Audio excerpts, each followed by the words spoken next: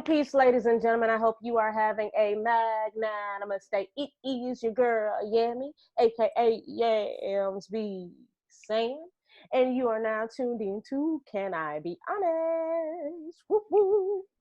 And today I have the fortitude to be speaking to one of a friend that if you've been following the Thank God I'm Haitian series for the month of May, that I have not known for 10 or 20 years.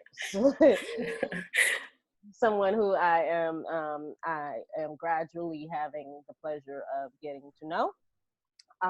Her name is Anne. She has a wonderful podcast that you guys should be subscribing to as we speak, called And What? And What? And I will kind of put her information in the deep so that you guys can subscribe, like, share, and hear about her Christian journey. Professionally, she serves as an educator for a school system that I will not mention unless you want to. It's a secret. Right. And she is also a Zoe tatted on her chest. Yes. She is Zoe. And she represents very, very, very, very well. So, ladies and gentlemen, I present to you Anne. Hey y'all. Thank you for having me on your podcast, Yami. I am excited. It's about to be lit. It's about to be crazy. I'm here for this. I'm here for this conversation. Liddy. So now Anne is what I would consider as someone who is being as someone who was born after what I call the Fuji era, meaning she didn't necessarily, like most of the people that you've listened to previously in this past month have had experiences with being Haitian that I would consider as more so geared towards people having a lack of understanding. Where Anne kind of fits in is a generation of people who, well, I don't know. I guess we'll find out what her experiences were. But generally speaking, it was fairly after, like where she became, adult or a teenager, whatever, after the Fuji era, or like it was popular to be island or whatever. So with that being said, Miss Anne, could you please tell the people what it was like for you growing up Haitian, and talk about the demographic that you grew up in, where you grew up, and all of that? All right. So growing up Haitian it kind of happened. It was a journey. I grew up in a predominantly white small town, and so there weren't a lot of islanders. There weren't even really a lot of Black people. One incident I remember when I was in elementary school is actually a few instances where my teachers would call me out because of my skin complexion, or they would literally tell me, "You look different. Like, you don't look like a regular Black person." I'm just like, I don't understand what you're saying. But yeah, it took a while for me to accept my Haitian heritage. It took a while for me to actually love where I came from. And a lot of that took place when I started to do my own research, and when I started to learn about the culture for myself and where I came from. Visiting also gave me a new sense of appreciation for my parents and their journey, and what it took for them to basically leave their home, what they knew, and come to America to give us a better life. So it's definitely been a journey. I can definitely say now I have a full, bold appreciation and love for my people, for my country. Like every other place, it definitely has its issues, but I love my culture. I love my people. It's a privilege. Like your shirt says, like, I thank God I'm Haitian. Like, I thank God for the way I grew up. Like, our food is flavored and seasoned, like, impeccably so. Okay, it's just, I love it. I really don't have, well, I'm not going to say I don't have any complaints, because obviously I grew up in a Haitian household, so the discipline and all of that definitely looks slightly different. But it shapes who I am, and I appreciate that. It really definitely I don't know, made me even fall in love with myself too, learning Mm. about my culture, learning about my background, learning about where I come from, and also the struggle of the Haitian people. I think that really definitely just gives me a boldness in what I want to do as well. I think that's interesting because it's true. The more you learn, like if you are uneducated on the historicity behind the Haitian Right. culture, growing up in America, generally speaking, you'll be left to believe that we're everything that the like the propaganda that the media Exactly. kind of portrays, when generally speaking it's not what it is. But when you do your research, someone who shared a comment is Vivian, and but we've had this conversation about just kind of like how like a lot of times, and in part two of Thank God I'm Haitian, I talked with a mental health professional about being Haitian enough. But it's this thing though that's kind of like for me, I'm always geared towards but like, I don't care what you say. Let me tell you why. Because I'm Haitian, I'm amazing. You know what I'm saying? Exactly. And in a way, there's some things that about that's synonymous with dealing with Yeah. I think a mental health component, but for the most part, it is also pride, because Yeah, that that part. because you are Haitian, within a lot you're in your bloodline, especially when you feel so when you feel like you want to complain more, and you Hmm. kind of start reflecting on your family or the things that they've Right. kind of gone through or whatever, your mentality shifts. That doesn't mean that we don't need to kind of deal with the fact that if we feel like we're complaining, it's okay to kind of vent those frustrations out, but Yeah. also there's a part of us that's resilient in spite of some of Yeah. the things we Yeah. experience. Now you Yeah. And mentioned, go ahead. that definitely stems from our ancestors too, because their resilience is just, it just, I don't know, it's inspiring. So when you do think about your struggles and how difficult life is in America for us, and then you talk to your parents and they're like, listen, when I was in high school, I had to walk 2 hours to go to school every day. And then it's just like, okay, I can take this bus to school that smells. It's fine. I could do that. I could do that. Not a problem. Yeah. Piece You of cake. mentioned growing up in the Haitian household and the discipline. Let's talk about kind of specifically to you what it was like for you, kind of growing up in a Haitian household. And I know that I don't like everybody that I've kind of spoken with this week. When we talk about kind of the pluses and minuses of growing up Yeah. in a Haitian household, there's always this kind of hesitation. It's kind of like this. But our parents did everything that they could. Yeah, it's kind of like we know Yes. that they may be watching or listening or whatever, Right. and we don't want to be like, yo, we don't appreciate nothing. It's not that, but also, that kind of thing. So talk to me about the pluses and minuses. And for the sake of argument, let's start with the negative so that you can go ahead and tell us all the positives.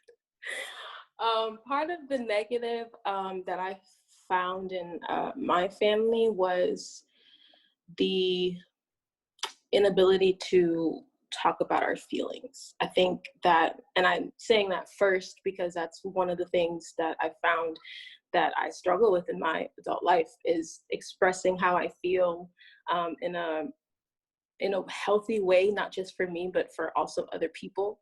I don't know why. It's like, if you fall down, like let's say you're doing something wrong and your parent, your mom, used to tell me like, stop running. And I wouldn't stop running. And I would fall and she wouldn't like come and comfort me. The first thing she would say is, leave a boo. Yeah, yeah, that's what you get. Cause I tried to tell you about your stuff, but you didn't want to listen. Like you didn't really get a lot of comforting moments, especially when you were most in pain. But that's definitely something that is a negative. Another thing is, I think really in the Haitian culture, I felt like school-wise, I felt secluded from a lot of my friends because it was not like I never had an option to go to to parties, to do sleepovers. Like, I got to a point where people stopped asking me if I wanted to come to parties because they knew I was like, I can't come. My parents are gonna say no. So it kind of can be isolating sometimes when you're in an environment that's not like your culture. Like, I feel like school would have been significantly different if I had other Haitian, people who went to my school, or if I had that sense of community to kind of, who understood the why behind a lot of what I did. And it I don't know, definitely influenced I think my relationship with people too. It's like the negative things have the most influence than the positive things. It's just like, but it's the discipline, I think, is also something that comes to mind. But I will say, you see, I'm here, I'm doing it. I will say though, I am very thankful for my parents and for how they disciplined us, because, I teach, okay? And I really can say that sometimes I look at these kids, I'm just like, I wish my parents raised you too. You would have been a completely different person. But the discipline, I think they definitely took it to an extreme. But I think a lot of that ties to the fact that, from my understanding, Haiti doesn't have like an abuse policy. But I think those are my top three things, like the inability to express your feelings, to be vulnerable with your parents and even with your family. Like, I really did struggle with just being completely transparent and vulnerable with my family, and that definitely, I think, became a challenge later on in life. So I'll agree. Okay. At the time that this podcast airs, I would have turned 33. So I'm 33, not now, but at the time of this podcast. And it's probably now more so than ever that even with the dynamic between my mom and me, it's mm-hmm. kind of changing to where there's a little bit of vulnerability. And Right. my mom is a mental health professional. And one of the things that we talked about, I think this week or last week, was how there was, because I was telling her, I was actually apologizing because there were some things that I probably pushed, being Haitian American. I'm just kind of like, you should be able to tell me this, and you should be, without the understanding that it's not that she purposefully withheld information from me or whatever, but some things may be trauma centered for her. Yeah. Wow. Some Wow, things are good. not. Yeah. Some things she just can't. She doesn't remember because they're so far removed from her, and even with me, raising my daughter, I'm trying more to be vulnerable. So there's some things that she's going to learn about me when she grows older that she's going to be like, yo, that part of you is pretty trashy, mom. And I'm going to have to sit on this, because to my mom, I was like, you gotta tell me. Yeah. I think I respect. I had the vulnerability is what I'm trying to say.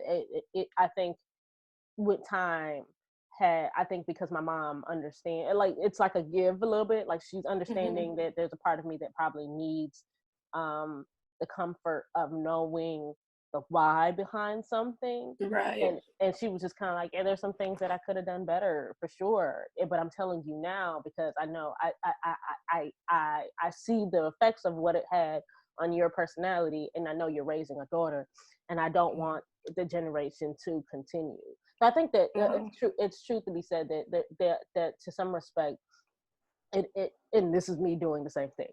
It's not all bad, but there's just some things that if you don't know, you don't have the knowledge, you don't have the language for, you can't necessarily communicate effectively. And then we don't have perspective. I heard my dad say one time about preaching, that there's a difference between being knowing the culture like we do, and being thrusted into the culture. Yeah. There's a communication, like what's that phrase? Creole, parler Creole comprendre. It's different. So while we transition into that, talk about the positives that you feel like you experienced growing up in a Haitian household. I think the positive is one of the things that they instilled in us is the importance of education.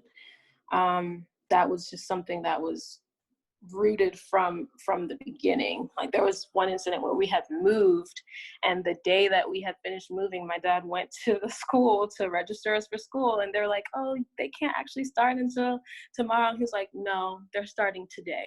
And we were in school literally that same exact day. So I think the importance of education, the value of education, and to also see my parents themselves, you know, go to college and get their degrees, and it's just, they never just said things just to say things. They always had reasons for them, and they also served as examples for the things that they tried to teach us. And another positive thing I would say is the strength, but I don't think the strength was directly taught. I feel like that was just something that we like picked up as we continued to grow. But to, you know, remain consistent and persistent in things, and to see things through is really another lesson that I definitely can say they taught me. But culturally, I think one of the most positive things is just growing up. It was difficult to kind of appreciate, you know, the Haitian culture, but our parents, I feel like, definitely did a good job of trying to get us to see Haiti the way that they saw it, and not the way, like you were saying earlier, how it was portrayed to us. So they did tell us, you know, stories about growing up, and not all of them were great, obviously, but they did definitely give us a sense of appreciation for who you are and where you come from. That's the beginning of who you are. So you have to obviously love that part of you. And I also would have to say faith. That's probably should have been my number one, to be honest, because to have struggled and to see my parents struggle, but the one thing that never wavered for them was their faith in God. Like that was a constant throughout. It didn't matter what the situation was, how bad it looked, how impossible it looked. One thing that they definitely stood firm on is their belief in God. So that definitely taught me a lot as well. I think you referenced it earlier, having an understanding as far as lessons, and then having the experience of Haiti. I'm probably the cleanest water on a beach that I've ever seen. And I've traveled, you know, through Europe, through, you know, parts of the United States, was in Haiti. That matched with, you know, the mountains, and the term Haiti is, it means high mountains. And then the culture and the people, and then, you know, the experience, the passion. A lot of people don't necessarily understand that, many of us, we talk with our hands when we say things. Well, I found this about most island people, and some different religions, where like the passion and how we speak, most people may misconstrue as being, you know, angry or argumentative, when in essence, I would argue to say that most Haitians are born with an innate desire to want to argue about most things. That's so true. And then when we think that we are right, you know, we use our hands, and then our face, and then our expressions, and then our bodies. Right. I remember when they were doing, what was it? Was it the hurricane in 2004? I don't know. There was a hurricane that passed through Haiti right around our 200 year, and they were having an interview with someone, and like he was in the middle of devastation.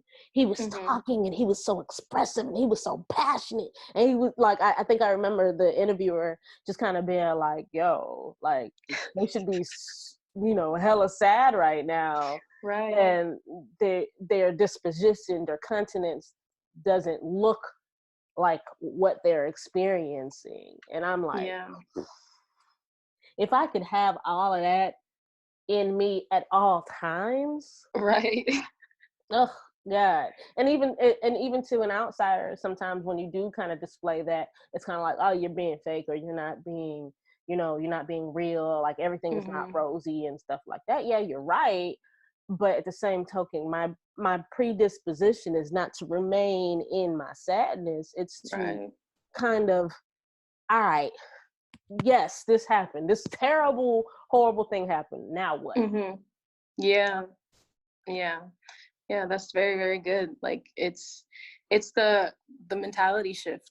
I think that takes place there. It's like, okay, we recognize that this is a situation that we're in. It's not a nice situation. It's difficult. It's sad. It's scary. But I think the go mentality, like regardless of what's trying to work against us to continue to move forward and continue to go, is definitely something that I think I see in a lot of, I mean, obviously people, but just in the Haitian community and the Haitian culture, like to not ever give up and to fight until you get what you want. Yeah. To say how you feel though, to be mad in Yeah. that moment, and to be mad forever maybe, but also in the middle of being mad, to never give up. Yeah. Yeah, definitely. Definitely. And you have siblings? Do you have any brothers? Yes, I have one brother. He is the youngest of all of us. This this next question is it's kind of like dual because he's the youngest, but I'm going to ask it anyway. So, do you think that there is a difference in how Haitian parents raise their young men versus their Yes. young? Yes. I don't. I have Yes. perspective, but give me yours. Yes. And to my Haitian people who are listening, no offense, but y'all know this is true. All right, we're not gonna lie, okay? They are coddled and catered to, and it's not even just when they're growing up. Even as husbands, like I really, which I don't know. I think it depends on how you look at it. But sometimes, when my mom would feed my dad first, and like she would like give him like the fancy plates. He would have like separate bowls, like one bowl for his sauce pois, one bowl for his sauce, one plate for his rice, and he had like a and we have all of our food on a paper plate, and it's just like, okay, are we not special too? But I definitely the funny thing is though, it comes more so from, in my experience, I can't speak for all Haitian households, but in my experience, it was my mom who definitely did the catering and the coddling. My brother had a lot of his own food. She would specifically buy things only for him that we literally could not have and could not touch. And it's just like, this is not fair. And I don't know if it was because one, he was the only boy and he was the youngest, but nah, I think it was because he was a boy. I think it was the gender all day. But there's definitely a difference. There's a huge difference. And also there's more leniency for the boys than it is for the girls. I don't feel like the expectation, I feel like, is different for the girls than it is for the boys. Like, we're like drilled to be, you're gonna go to school and you're gonna do this and you're gonna do that and you're gonna get married and whatever. But then you have those, again, my Haitian people, no offense, but it's true. You have those Haitian men who are still sitting in their mother's house and she's still catering to them. I'm just like, but if I do that, I'm looked on as an epave, like a vagabond. I can't do that. That's not acceptable. But yeah, there's a huge difference. There's a huge difference. Even with how my dad, like the way that he really was, his expectation for us was significantly different, I feel like. And my mom was more nurturing to my brother than I feel like she was to my sisters and myself. Mm. I'm gonna need a professional to help delve into that portion of it, because I don't because I like, in one instance, I'm my mother's only child. I do have a blended family, and I do have a perspective. And I know for me, that influenced how, if I saw characteristics and things like that, let me start off by saying, when I say this, that I love Haitian men. I think that you Yes. guys are the pearl of the Antilles. You guys are beautiful and wonderful and beautiful in every essence For of the sure. word. For sure. But when it came to how at some point after dating, Haitian brothers who had a mentality, and not all of them, not all of them. I can only really speak for one, but it was one too many, and I was just kind of like, yeah, this ain't gonna work for me. So, like for you, do you think that has affected? I mean, I know that Lauren, the area that we live in is kind of a developing metropolitan. I'm trying to say a word, but it's not coming out right. But it's developing in the Haitian community. But do you think that impacts how your willingness to want to date a Haitian man? For sure, because I'm not going to. And I think that's really probably the only reason why, because just seeing my mom and how her relationship with my dad was, that I just looked at that and I was like, I don't want that. Like, I want a partnership. Like, I'm all for, wives, submit to your hut. Like, okay, I don't disagree with it, but I'm also not a servant, and I'm not your mother. I'm not a maid. And not to say like Haitian men, like that's what they're all looking for in a woman, but it definitely, I feel like for me personally, I feel like that expectation is definitely there. Like, yes, you cook every day and you clean, and you shouldn't really expect any help. Like, not only would my mom sit there and have this extravagant dinner set for my dad, but when he was done, he would get up and leave the table. Didn't even go and put his dishes in the sink. Like, you can't wash a dish, my guy? Like, not one dish. So that, for me, I looked at that and I was like, nah, this is not my calling. It's an imbalance. It's an imbalance for sure, and it's an imbalance. Yes. Because it feels sometimes, and this is not universal, because I have seen older Haitian men, younger new generation of men who are more prone to wanting to be in a partnership and are not abusive when it comes to that. But I do think that the constant exposure to that kind of mentality, and I don't even know if I saw it in my household for real. Because my dad, like, if my mom was at one point going to school and working and stuff like that, my dad know how to cook rice, and he would like you know what I'm saying. You know what I'm saying? He would work just like my mom. He would cook sometimes just like my mom as well. But I do think that if you're in an environment where that is the exception and not the rule, your predisposition to believing in your mind that this is how most of them are. And if 75% of them are like this, that means that the ratio that I'm gonna find, and then right. When we say we're only specifically talking about Haitian men, but that doesn't mean that American, white, Black, Hispanic, Asian, whatever, right, men are not the same way. But I do wonder sometimes if the exposure to that, especially in an environment where it's not like we're not working, women of modern times are not also working,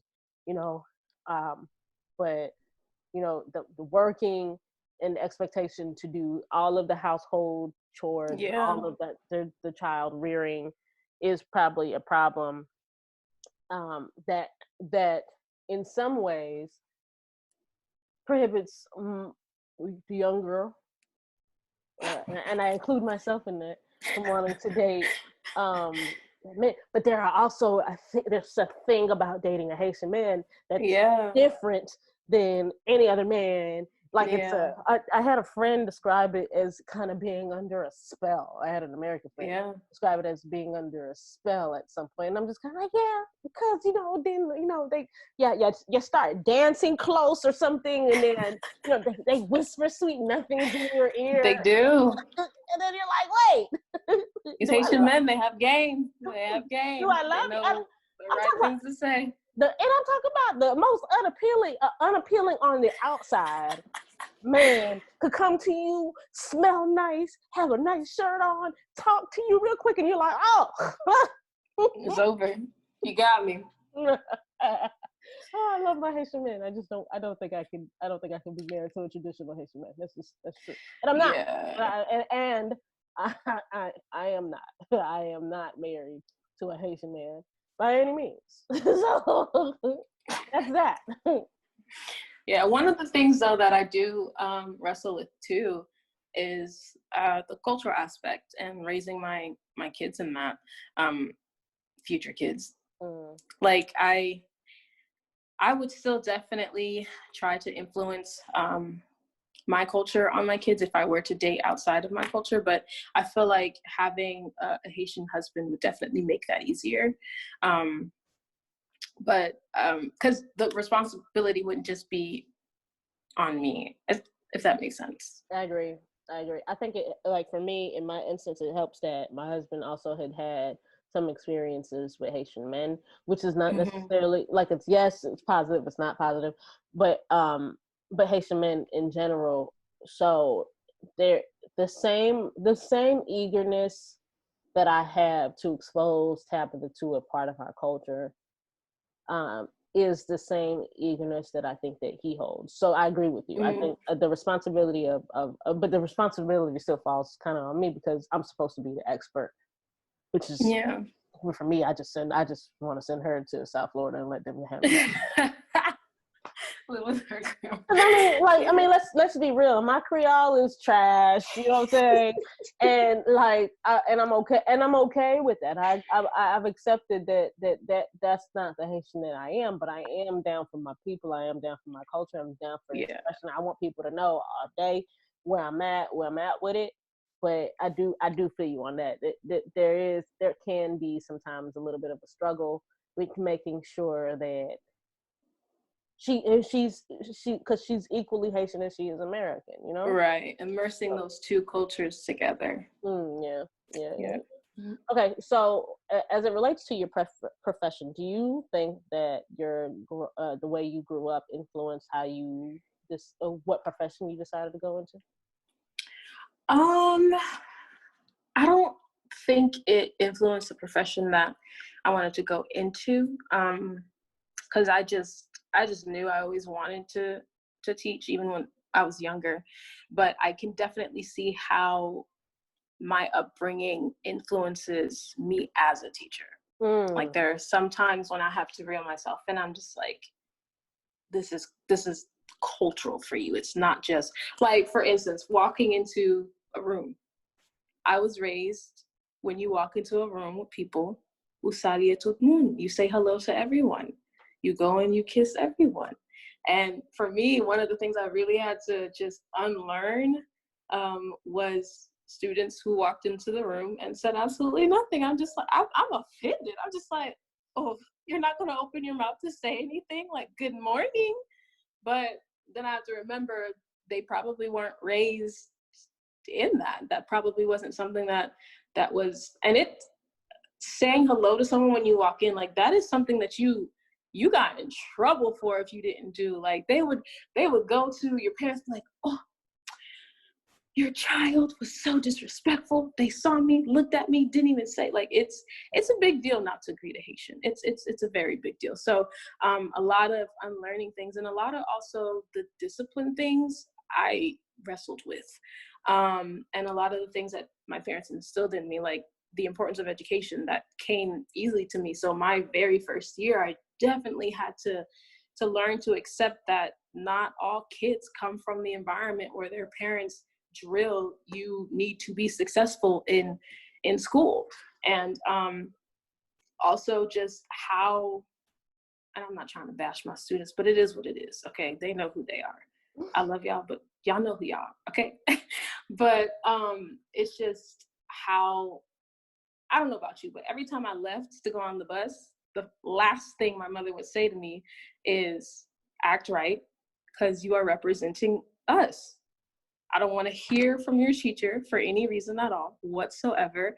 And if I do, it's baton sous baton. Like, it's a wrap. It's over for you. So there's a lot of, for me, unlearning. And in that same token, it also showed me a lot of those roots that were issues, a lot of the things about myself that, because they were cultural, weren't really positive, and definitely showed me a lot about who I am. So I don't think it influenced my decision, but it definitely impacts how I teach. Yeah, because I can't raise them like like my own Haitian kids. I can't raise them the way that, my parents did. And it definitely took it took time. It still takes time, and it took a lot of unlearning. And I feel like that's with a lot of aspects in regards to our culture, and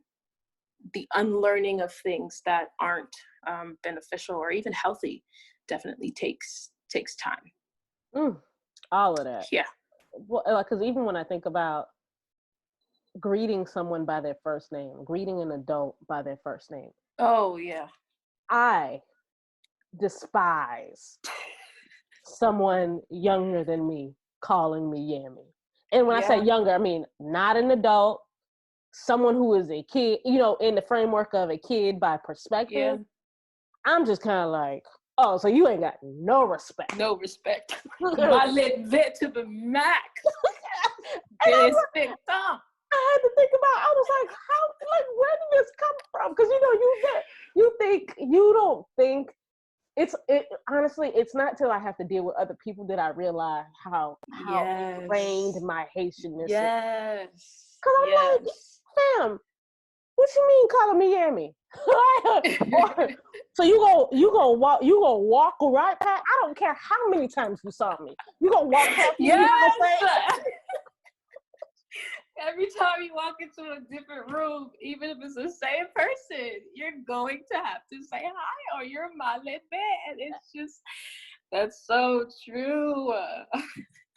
Some things I'm not unlearning. I'm sorry. Like, some things Tabitha is just going to have to take, and it's going to be one of those things that you're going to have to talk to a therapist about, because certain things just ain't, it's not leaving for me. Like, you know what I'm saying? Like, what do you do?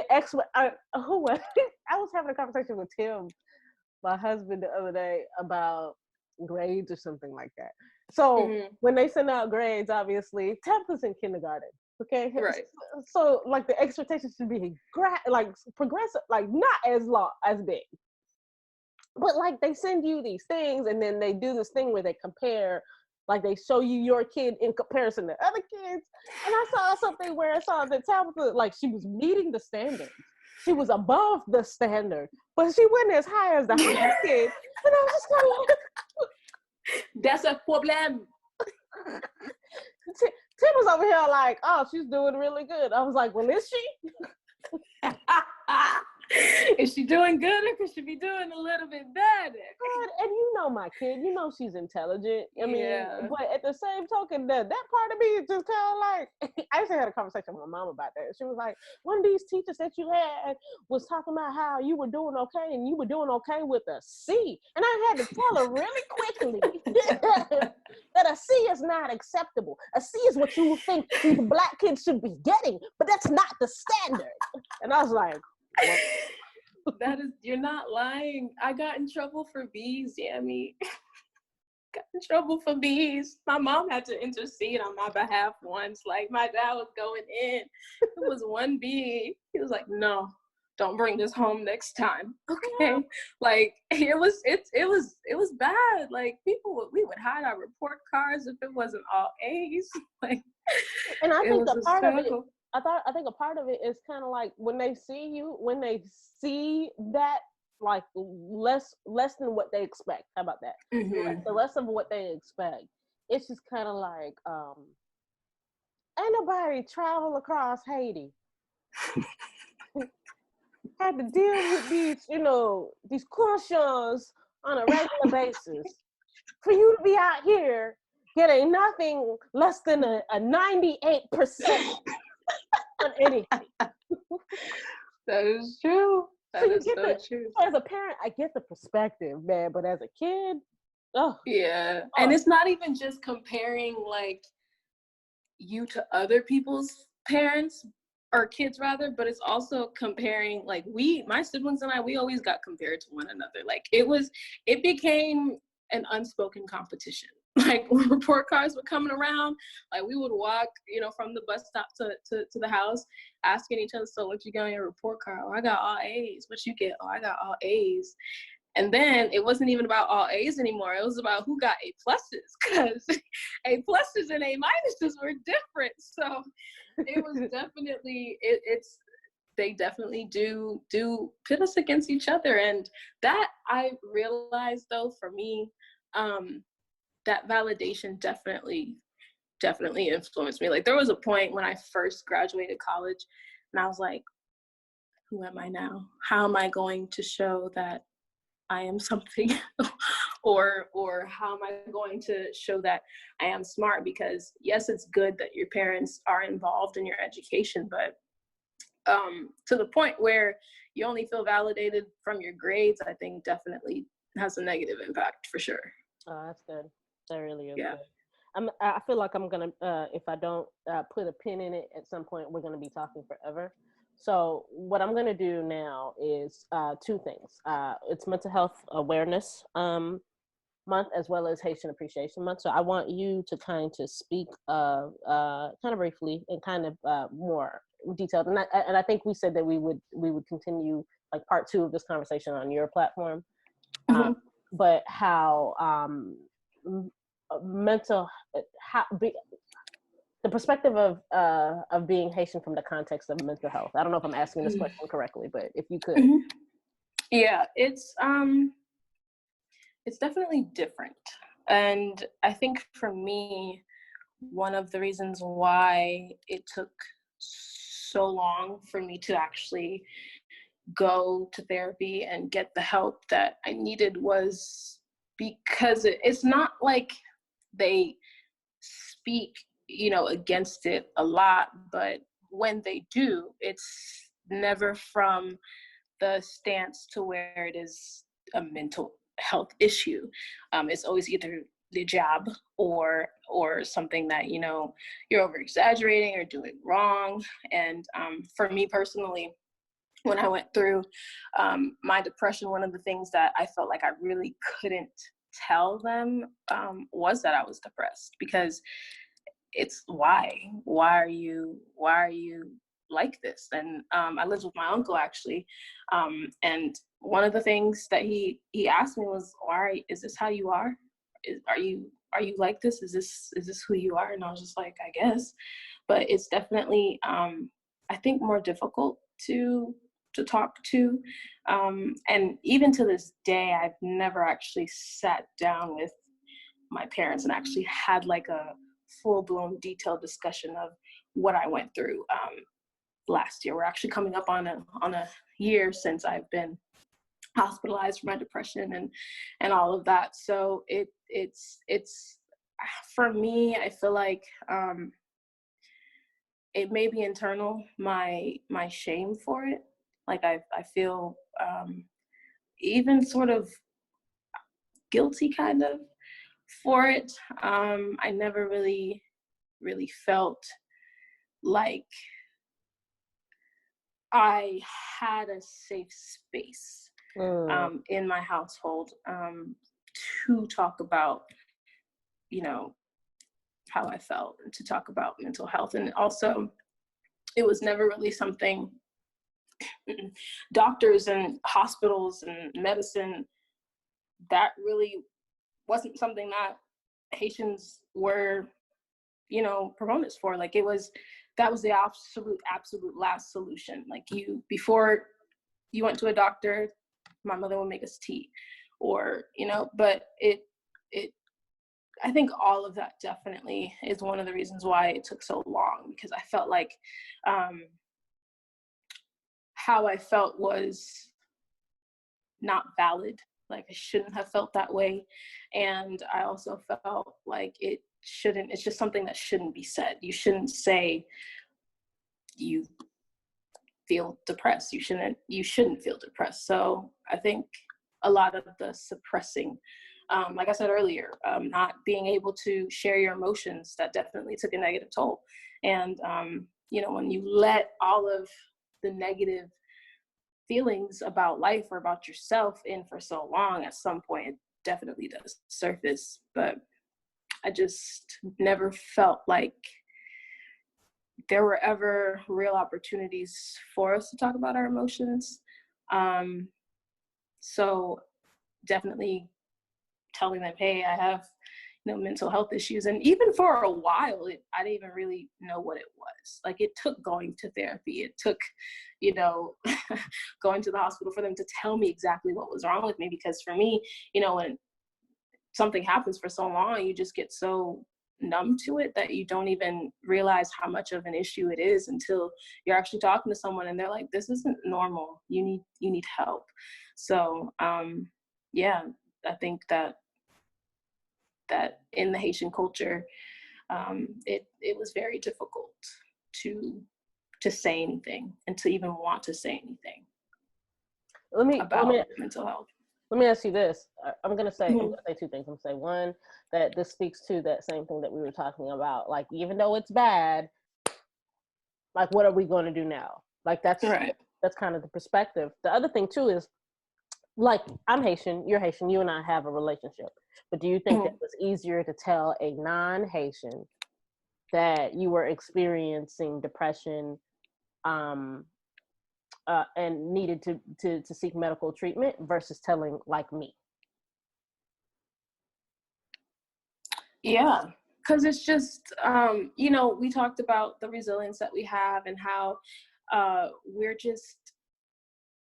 it's instilled in us to be strong no matter what. So any sign of weakness or anything less than that, it's difficult to actually to feel it, because you're always ingrained to know you have to be strong, you have to be strong, you have to be strong. But what about when I'm not? So it was easier to talk to an American, honestly, because they are able to express their emotions, and I feel like, create safe spaces. I feel like that's really what the main issue is. And the safe spaces being one that doesn't come from judgment. Haitians we're very, very judgmental. So it's that aspect for me is one of the reasons why it was difficult, because I didn't want them to judge me. Like I didn't want them to think less of me. And also I didn't want them to feel like they did something wrong or it was their fault. And I didn't want them to blame themselves. So that's all of the reasons why I definitely held everything in, because it wasn't just, I don't want them to look at me differently, but I don't want them to look at themselves differently and to feel like I didn't do a good job as a parent. I wasn't there, and I wasn't, as active of a parent as I should have been. I didn't allow them to share their emotions with me. I didn't sit down and talk to them. And I just didn't want them to carry that weight of guilt for my mental health. So, or not even just my parents, but the Haitian, any Haitian person, because really it's the judgment part. It's the judgment part that I was afraid of. Well, let's tell it exactly how it is, because that's true. If you don't have context, you don't understand.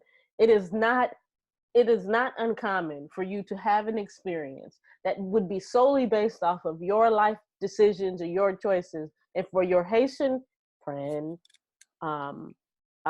parent, cousin, sister, brother to be like, oh my God, what did I do to deserve this? Yes, like they put it on something It's a little bit. It's like it's not you. It ain't you. And I'll be honest. You're not my daughter. You're not my like cousin. We're not blood related. We're Right. friends. But I mean, Yeah. and I know that it's more of a like from your perspective, it's a mentorship friendship, but it's still a friendship. But when I heard, oh my God. I wasn't there for her. I did not listen to her. How did I not see this? I have mental health professionals in my life. I should be able to see. I did. I was driving to the hospital thinking, oh my God. Yeah. How did I do this? Yeah, that is so true. And it's like, as you say that, I think back on a lot of the things where it's a situation that I really blame myself with, like, oh my God, what did I do? And it's I don't know, I feel like we always feel like when something happens, we should have done more, or we could have done more, and then we just put all of and bear everyone's weight, and it's a lot. It's a lot. It is.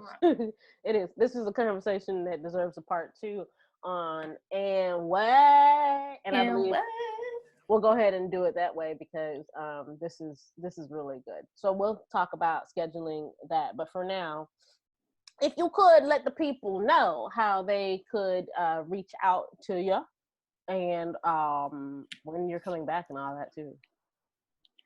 Okay, well, you can follow me on Instagram and Facebook at @what_. And I don't have a Twitter. I'm not even gonna lie. I don't think I'm gonna make one. So it's Facebook and Instagram for now. And when am I coming back? Yams, I'm here for it. When am I coming back? Fam, I mean, the next episode on this part 2 belongs to you. So you tell me when we can meet and when we can do our conversation. I'm here for it. Here for it all day. Thank you again for just inviting me on here. It was great talk. I feel like I just released so much. This was a therapy session for me. It was so good for me too. I'm not gonna lie to you. All right, let me go ahead and end this, and then let me end this, and then we'll talk after this. Okay. So